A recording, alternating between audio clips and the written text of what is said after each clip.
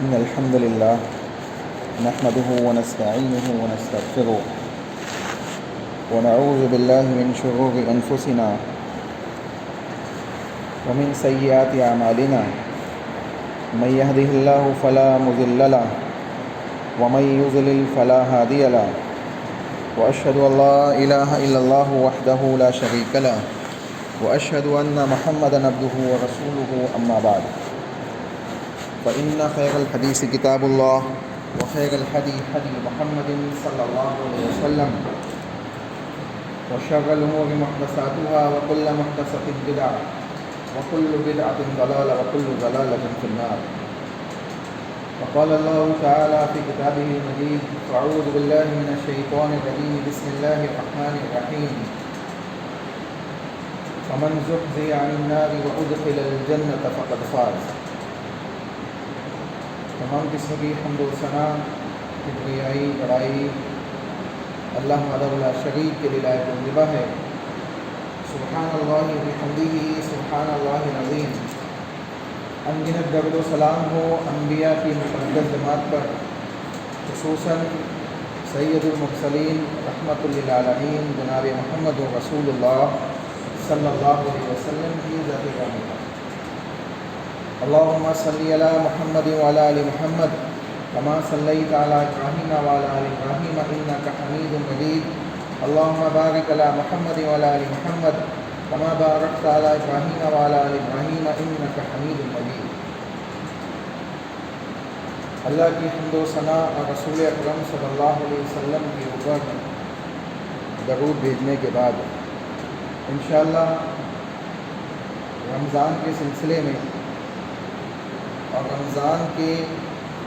اہم فوائد کے سلسلے میں چند باتیں ہم سنیں گے. اللہ سے دعا ہے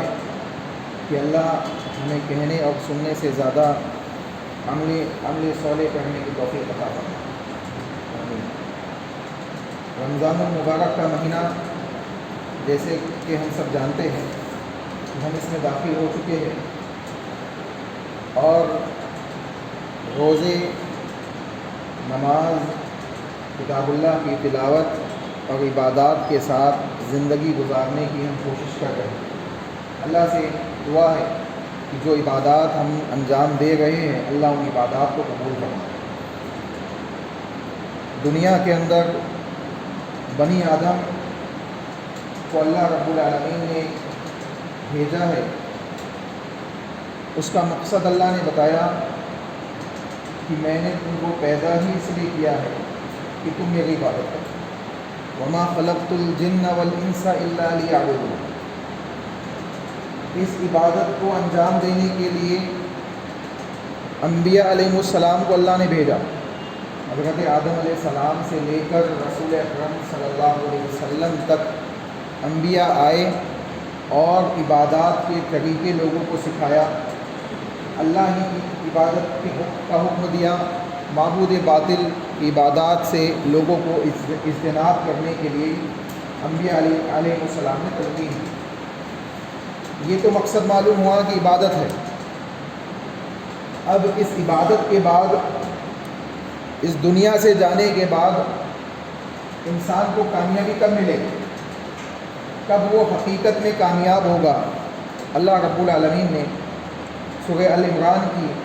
اس آیت کریمہ کے اندر جو آپ کے سامنے خطبہ مسنونہ کے بعد پڑھی گئی، اس حقیقی کامیابی کا ذکر کیا. فمن زحزح عن النار وادخل الجنہ فقد فاز. کہ جس کو جہنم کی آگ سے بچا لیا جائے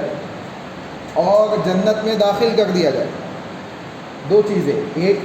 جہنم کی آگ سے بچا لیا جائے، اللہ بچا لے اور جنت میں داخل کر دے. فقد فاز، حقیقت میں وہ کامیاب ہو گیا، حقیقت میں وہ کامیاب ہو گیا. آگے اللہ رب العالمین نے مزید بیان کیا: وَمَا الْحَيَاةُ الدُّنْيَا إِلَّا مَتَاعُ الْغُرُورِ. کہ یہ دنیا کا معاملہ کیا ہے؟ صرف لہو لیب کا معاملہ ہے. یہ ایک ایسا معاملہ ہے کہ انسان کے سامنے عارضی طور پہ یہ موجود ہے اور اس دنیا سے گزرتے ہوئے ہی جنت میں جائے گا یا اس دنیا سے گزرتے ہوئے ہی جہنم میں جائے گا. اب رمضان کا مہینہ اس سلسلے میں اہمیت کا حامل کیوں ہے؟ کیونکہ جہاں ایک جانب اس مہینے کے اندر اللہ نے کتاب اللہ کا نزول کیا ہے، یہ مہینہ کتاب اللہ کا مہینہ کہلاتا ہے، قرآن مجید کا مہینہ کہلاتا ہے، اللہ سے توبہ و استغفار کا مہینہ کہلاتا ہے، کثرت کے ساتھ اللہ رب العالمین سے اپنی مغفرت چاہنے کا مہینہ کہلاتا ہے، وہی ایک جانب یہ مہینہ جہنم سے آزادی کا فرمانا بھی ہے، جہنم سے آزاد کرانے کا ذریعہ بھی ہے۔ ایک بندے کو رمضان کا مہینہ مل جائے اب وہ اپنے آپ کو اللہ سے جہنم سے آزاد نہ کرا پائے تو اس سے بڑی محرومی کی بات کوئی نہیں ہو سکتی۔ کیوں؟ کیونکہ حقیقی کامیابی وہی ہے کہ بندہ جہنم سے بچا لیا جائے اور جنت میں داخل کر دیا جائے۔ تو جہاں جہنم سے بچنا ہے جنت کا سوال بھی کرنا ہے، انشاءاللہ دونوں چیزیں سنیں گے، لیکن اس سے پہلے یہ بات سمجھ لے کہ کتاب اللہ جو اللہ کا کلام ہے اس مہینے کے ساتھ اس کا بڑا گہرا تعلق ہے، بڑا ہی گہرا تعلق ہے۔ رمضان کے قیام کے سلسلے میں رسول اکرم صلی اللہ علیہ وسلم نے ارشاد فرمایا، من قام رمضان ایمانا واحتسابا غفر له ما تقدم من ذنبه۔ تراویح کے سلسلے میں، رمضان کے قیام کے سلسلے میں اللہ کے نبی محمد رسول اللہ صلی اللہ علیہ وسلم نے ارشاد فرمایا، جو قیام رمضان کو ایمان اور ثواب کی نیت سے عمل میں لائے اس کے پچھلے تمام گناہوں کو اللہ معاف کر دیتا ہے۔ قیام رمضان سے مراد کیا ہے؟ تراویح کی نماز ہے، تراویح کی عبادات ہے جو بڑی اہمیت کی حامل ہے۔ لیکن ابھی ہم ماحول کو دیکھ رہے ہیں، ہمارے سامنے معاملات موجود ہے، ہمارے لیے مسجدوں میں آ کر تراویح اور دوسری نمازوں کو ادا کرنا مشکل ہوتا چلا جا رہا ہے۔ اللہ سے ہم دعا کرتے ہیں کہ یہ لعنت جو ہمارے معاشرے کے اندر موجود ہے کرونا کے نام سے، اللہ اس لعنت سے ہم تمام کو نجات عطا فرمائے، ہمارے معاشرے سے اس بلا کو اٹھا لے اور ہماری مسجدوں کو پھر سے آباد فرما دے۔ یہ بڑی اہم بات ہے۔ اب اگر آپ مسجدوں میں نہیں آ سکتے ہیں تو اس کا مطلب یہ نہیں ہے کہ ہم اس قیام کو چھوڑ دیں، اس عبادت کو چھوڑ دیں، بلکہ ہونا تو یہ چاہیے کہ ہر انسان کو اپنے اپنے طور پہ رمضان کے اندر خصوصی طور پر اس تراویح کا اہتمام کرے اور اس کو اپنے گھروں میں ادا کرے۔ اگر مسجدوں میں آنے کی گنجائش نہیں ہے تو گھروں میں جماعت بنا کے ادا کرے، گھروں میں اس کا اہتمام کرے اور باضابطہ طور پہ جیسے ہم یہاں آ کے تراویح کا اہتمام کرتے ہیں اپنے گھروں کے اندر نمازوں کو ادا کرے۔ آپ دیکھیں یہاں انسان کو جہاں ایک جانب اس بات کی اہمیت سمجھ میں آ گئی ہے کہ رمضان کے اندر میری قیام اللیل قیام چھوٹ جا رہا ہے، اللہ نے اللہ کے نبی محمد رسول اللہ صلی اللہ علیہ وسلم نے جس قیام کی اہمیت بیان کی ہے وہ مجھ سے چھوٹ جا رہا ہے ان وباؤں کی وجہ سے، تو انسان کو دوسری جانب یہ بھی سمجھ میں آ رہا ہے کہ یہ حفاظ، یہ اللہ کی کتاب کو یاد کرنے والے لوگ، ان کی اپنی ایک اہمیت ہے، اپنا ایک مقام و مرتبہ ہے۔ اس لیے انسان کو چاہیے کہ وہ اپنے گھروں سے بھی اپنے بچوں کو نکالے تاکہ وہ جائے اور اللہ کی کتاب کو سیکھے، اللہ کی کتاب کا علم سیکھے۔ آج دیکھیں آج مختلف طریقے سے لوگ اعتراضات کتاب اللہ پہ کر رہے ہیں، اور افسوس کے ساتھ یہ بات کہنی پڑتی ہے کہ ہم نے صرف یہ سمجھا ہوا ہے کہ مسلمانوں کے اندر جو مظلوم طبقہ ہے، جو فقیر طبقہ ہے، جو مسکین طبقہ ہے، جن کے پاس کھانے پینے کے لیے کچھ نہیں ہے، ان کے بچے جائیں گے مدرسے میں پڑھنے کے لیے، ان کے بچے جائیں گے کتاب اللہ کی تعلیم کو حاصل کرنے کے لیے۔ تو معاف کیجیے گا، یہ کتاب اللہ کی تعلیم کی اپنی ایک اہمیت ہے، اس کے حفظ کرنے والے کی اپنی ایک اہمیت ہے، اس کے پڑھنے والے کی اپنی ایک اہمیت ہے، اس کے سمجھنے والے کی اپنی ایک اہمیت ہے، اس کے سمجھانے والے کی اپنی ایک اہمیت ہے۔ ہر ایک کا اپنا ایک مقام و مرتبہ ہے جس کو کتاب و سنت نے بیان کیا ہے۔ اس لیے انسان کو چاہیے کہ اگر وہ اس مقام کو، اس مرتبے کو حاصل کرنا چاہتا ہے، اگر وہ حاصل نہیں کر پایا تو کم از کم اپنے بچوں کو اس انداز سے تربیت کرے، اس انداز سے ان کی تعلیم کا ذریعہ بنائے کہ وہ آنے والی نسلوں کے اندر، اس کے خود کے خاندان کے اندر اس قسم کے لوگ موجود ہو جو کتاب اللہ کو سمجھنے والے ہو، جو کتاب اللہ کو پڑھنے والے ہو، جو کتاب اللہ کے ساتھ اس کو جماعت پڑھانے والے ہو۔ ایسے موقع آئندہ آئے تو اس کو محتاج نہ ہو کہ مسجدوں کے گیٹ بند ہو جائے تو گھر پہ وہ تراویح نہ پڑھ سکے، ایسا معاملہ نہ ہو۔ یہ افسوس کی بات ہے کہ آج ہمیں اس چیز کے لیے کہنا پڑ رہا ہے کہ ہمارے گھروں سے ہمیں بچے نکالنے چاہیے تاکہ ہم کتاب اللہ کی تعلیم کو حاصل کریں۔ یہ افسوس کی بات ہے۔ ایک زمانہ وہ تھا جب صحابہ کے پاس کھانے پینے کے لیے کوئی چیز موجود نہیں تھی، بھوکے پیاسے، یہاں تک کہ ہونٹ سوکھ جاتے تھے، پانی نہیں ملتا تھا صحابہ کو، وہ صحابہ اللہ کے نبی محمد رسول اللہ صلی اللہ علیہ وسلم کے اصحاب صفہ کے مدرسے کو چھوڑتے نہیں تھے کہ کوئی بات رسول اللہ کی زبان سے نکلے، کسی کی آیت کی تشریح اللہ کے نبی بیان فرمائے، تفصیل بیان فرمائے اور ہم سے وہ چھوٹ جائے، کوئی حدیث رسول اللہ بیان کرے ہم سے وہ چھوٹ جائے۔ وہ صحابہ کا معاملہ تھا کہ وہ اپنے خاندان کو، اپنے قبیلے کو، اپنے معاشرے کو چھوڑ کر اصحاب صفہ میں آ کے پھنس گئے تھے۔ اللہ کے نبی محمد رسول اللہ کی اس یونیورسٹی سے انہوں نے تعلیم حاصل کی۔ یہی وجہ ہے کہ آج دین ہم تک صحیح شکل کے اندر موجود ہے، کتاب و سنت کی شکل میں موجود ہے، تو اس کا واحد ذریعہ صحابہ اکرام کی جماعت ہے۔ اگر وہ اس انداز سے محنت نہیں کرتی، وہ بھی دین کو یوں ہی لاپرواہی کے ساتھ انجام دیتے جیسے آج ہم انجام دے گئے، ہمیں کوئی پرواہ نہیں ہے، ہم ایک مہینے میں اللہ کی عبادات کو، چند عبادات کو انجام دے کے یہ سمجھتے ہیں کہ ہم جنتی بن چکے ہیں، ہم معصوم عن الخطا ہو چکے ہیں، اب 11 مہینے جیسے چاہے گزار دے، کوئی مسئلہ نہیں ہے۔ ایسا معلوم ہوتا ہے کہ ایک مہینہ رمضان کا جیسے تیسے بندہ عبادات کرتا ہے، اور یہ عبادت کا مقصد اس کے لیے اللہ نے بیان کیا لعلکم تتقون، تاکہ تم متقی بن جاؤ۔ اور متقی کب بنے گا؟ ایک بات ذہن میں رکھے، حج کے سلسلے میں اہل علم نے بیان کیا، حج کے سلسلے میں اہل علم نے بیان کیا کہ حج کے قبول ہونے کی علامتوں میں سے یہ ہے کہ حج کے آنے کے بعد بندہ عبادات سے جڑ جائے، اللہ رب العالمین کے سامنے رکوع اور سجود کرنے والا بن جائے، اللہ کی مسجدوں سے، کتاب اللہ کی تلاوت سے الغرض مقصد یہ ہے کہ حج سے پہلے جو زندگی تھی،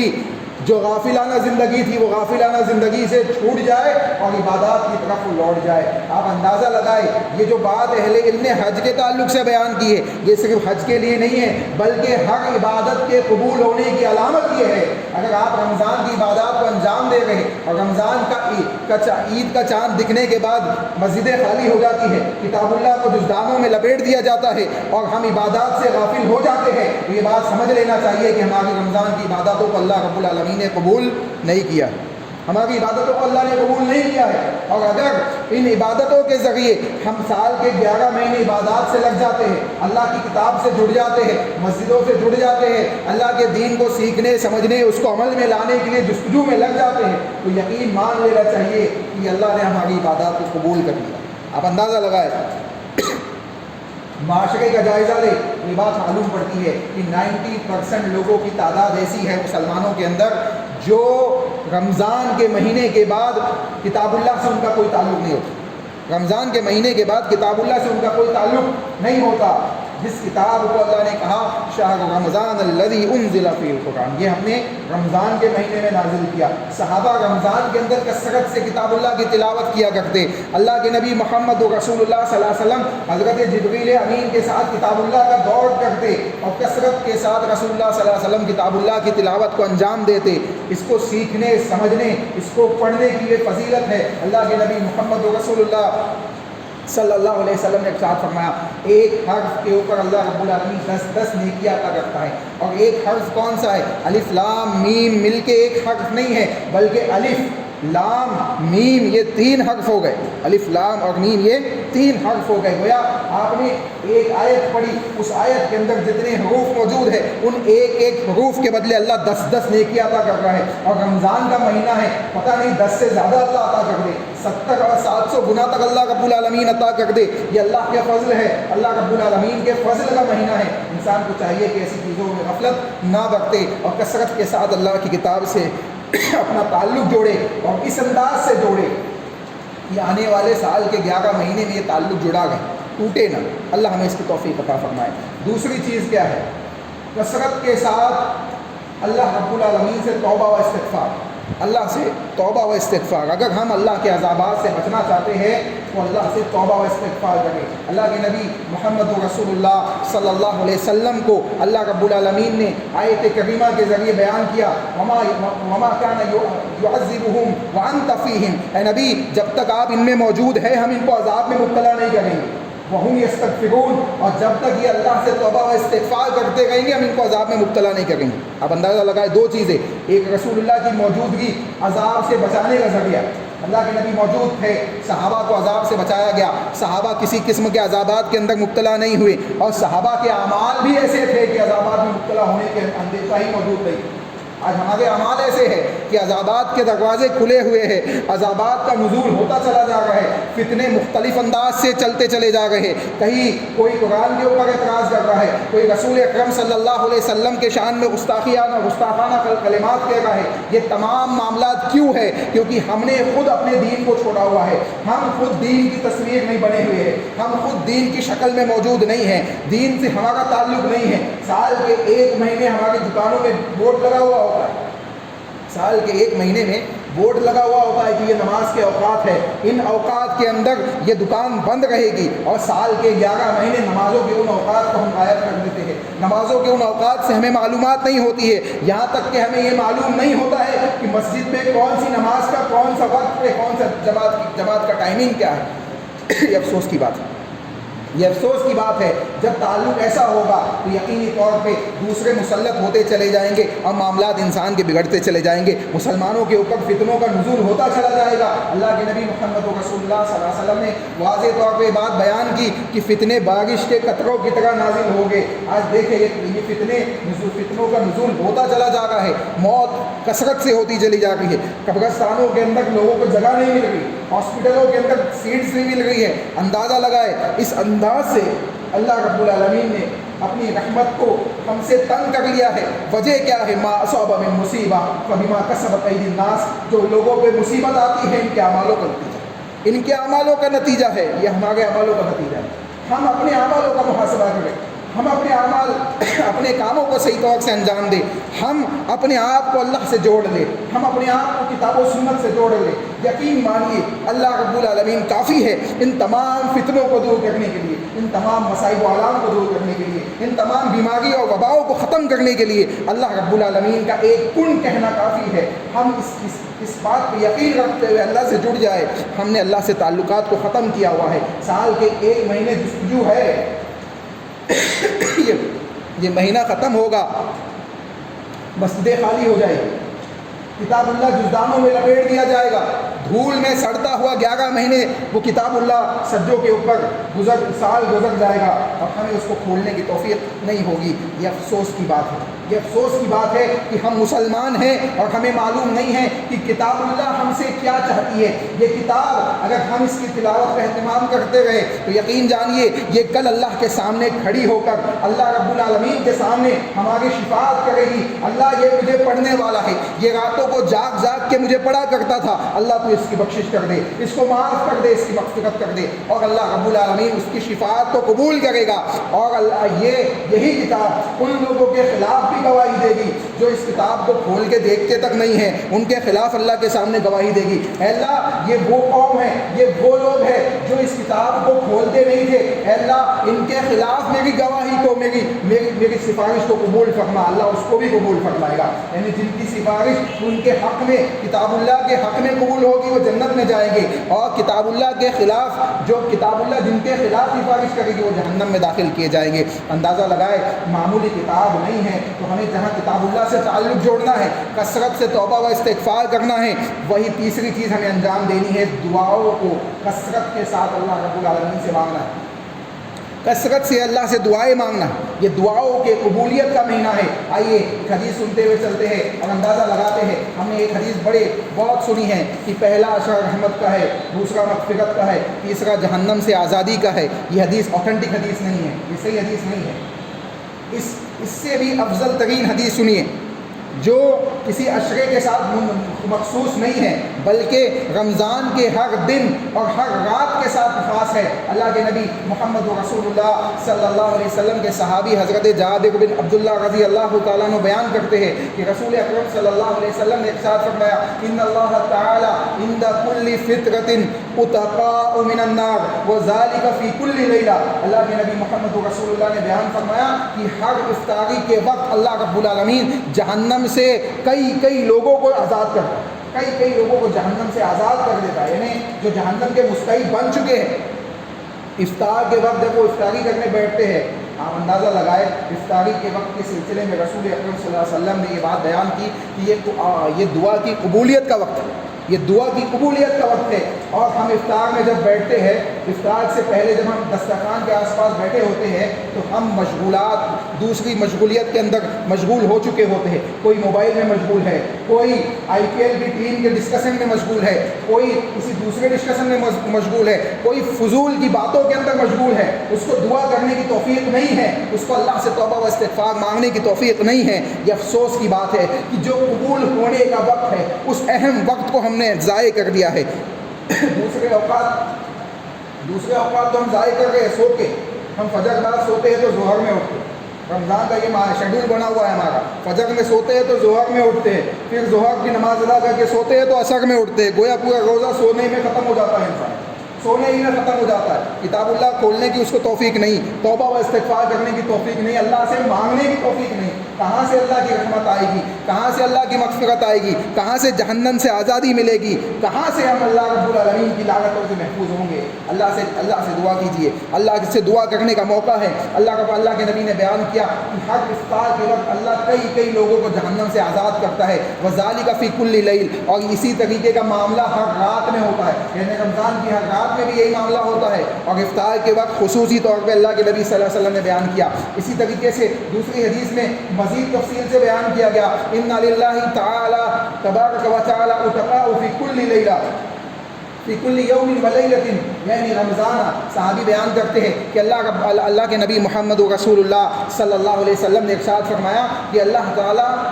جہنم سے آزاد کرتا ہے، کئی لوگوں کو آزاد کرتا ہے، تعداد نہیں بتائی، کئی لوگوں کو آزاد کرتا ہے، فی کل یوم و لیلۃ، ہر دن اور ہر رات میں، یعنی رمضان کے مہینے کے ہر دن اور ہر رات میں جہنم سے اللہ آزاد کرتا ہے۔ اب اندازہ لگائے جہنم سے آزاد کون ہوگا؟ جس پہ اللہ کی رحمت ہوگی، جس پہ اللہ کی رحمت ہوگی، جس کی مغفرت اللہ قبول کر لے گا، اور جو جہنم سے نجات دے دیا جائے گا۔ تین اشرے کے سلسلے میں تین مختلف باتیں، اللہ کی رحمت کا اشرا پہلا،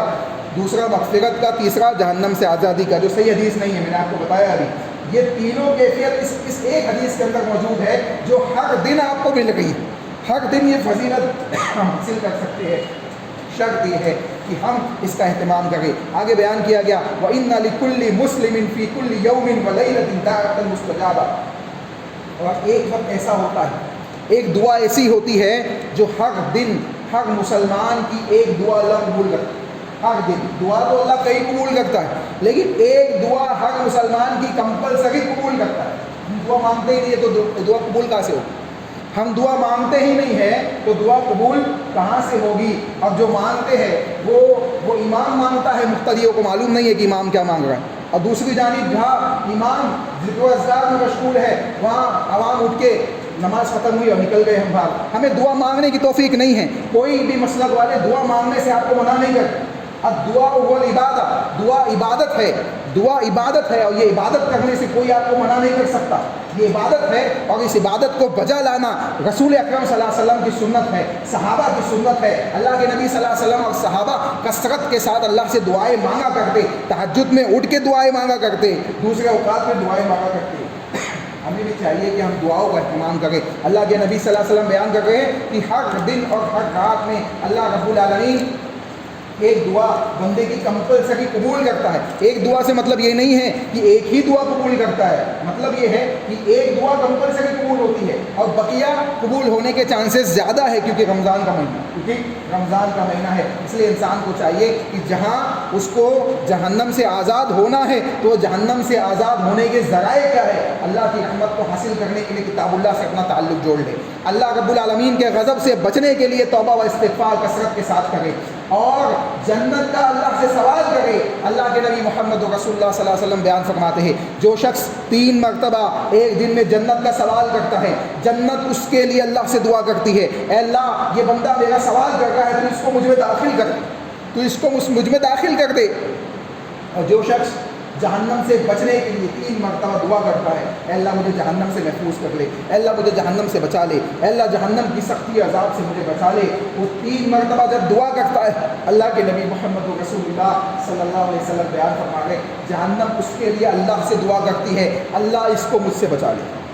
اللہ اس کو مجھ سے بچا لے۔ اس سے بڑی فضیلت کیا چاہیے؟ ہم دعا کے ذریعے فضیلت حاصل کر سکتے ہیں۔ اللہ سے دعا ہے کہ جو باتیں ہم نے کتاب و سنت کی روشنی میں سنی ہیں، اللہ صحیح معنوں میں ہمیں اپنی زندگیوں کے اندر اس کو اپلائی کرنے کی توفیق عطا فرما، اس کو عملی جامہ پہنانے کی توفیق عطا فرما، رمضان کے حقوق اور لوازمات کو اپنی زندگی کا لوح عمل بنانے کی توفیق عطا فرما، رمضان کو اس انداز سے گزارنے کی توفیق عطا فرما کہ سال کے 11 مہینے اسی انداز سے ہم گزارتے ہوئے اللہ کی عبادات کو بجا لائے۔ اللہ جو عبادات، روزے، صیام، قیام، لیلۃ القدر جو آنے والی ہے، کتاب اللہ کی تلاوت، دعائیں، یا کتاب اللہ کی تلاوت، دعائیں اور دوسرے ذکر و اذکار جو ہم اپنے جسمانی اعضاء سے انجام دے رہے ہیں، یا مالی عبادات، زکوٰۃ کے ذریعے، صدقات کے ذریعے، خیرات کے ذریعے جو ہم انجام دے رہے ہیں، اے اللہ ہم تجھ سے دعا کرتے ہیں کہ ان تمام عبادات کو تو قبول فرما لے، ان تمام عبادات کو رسول اللہ صلی اللہ علیہ وسلم کے طریقے کے مطابق انجام دینے کی توفیق عطا فرما، ان تمام عبادات کو خلوص اور للہیت کے ساتھ انجام دینے کی توفیق عطا فرما، ان تمام عبادات کو قبول فرما لے، اپنی رحمت میں داخل فرما کے ہمیں جنت میں داخلہ عطا فرما، جہنم کے آگ سے ہم تمام کی حفاظت فرما۔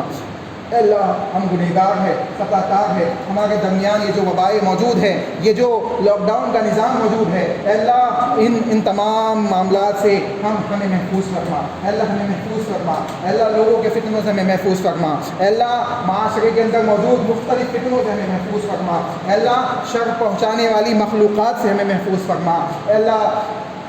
ہماری مسجدوں کی حفاظت فرما، اے اللہ ہماری مسجدوں کی حفاظت فرما، اے اللہ ہم تجھ سے دعا کرتے ہیں کہ ہماری مسجدوں کی حفاظت فرما، اے اللہ ہماری مسجدوں کی حفاظت فرما، اے اللہ ان سے بلند ہونے والے نداؤں کی حفاظت فرما، اے اللہ اس میں خدمات کو انجام دینے والے لوگوں کی حفاظت فرما، اے اللہ اس میں نماز اور عبادات کو انجام دینے والے لوگوں کی حفاظت فرما، اے اللہ ہم تمام کو جنت میں داخلہ عطا فرما، اے اللہ دنیا میں آسانی عطا فرما، دنیا میں حسنہ عطا فرما، دنیا و آخرت میں کامیابی عطا فرما، اے اللہ رمضان کے جو عبادات ہم انجام دے رہے ہیں، سال کے 11 مہینے اسی طریقے سے عبادات سے جڑ کر زندگی گزارنے کی توفیق عطا فرما، اے اللہ ہم گنہگار ہیں، خطا کار ہیں، جو لوگ موجود ہیں اے اللہ ان کو رجوع اللہ کرنے کی توفیق عطا فرما، توبہ و استغفار کرنے کی توفیق عطا فرما، جو اس دنیا سے جا چکے ہیں اللہ ان کی قبروں کو جنت کا باغ بنا، ان کے لیے جنت کا بستر بچھا، ان کی مغفرت فرما، ان کو عذاب قبر سے محفوظ فرما، اے اللہ ہم گنہگار ہیں، خطا کار ہیں، ٹوٹے پھوٹے الفاظ میں ہم نے جو تجھ سے دعائیں مانگی ہے اے اللہ ہم تیرے علاوہ کسی دوسرے سے نہیں مانگتے ہیں، اے اللہ ہم تجھے تیرے اسماء و صفات کا واسطہ دیتے ہوئے تجھ سے سوال کرتے ہیں کہ ہماری دعاؤں کو قبول فرما، ہمیں جنت کا مستحق بنا، جہنم سے ہم تمام کی حفاظت فرما، آمین۔ ربنا تقبل منا انك انت السميع العليم وتب علينا انك انت التواب الرحيم برحمتك يا ارحم الراحمين۔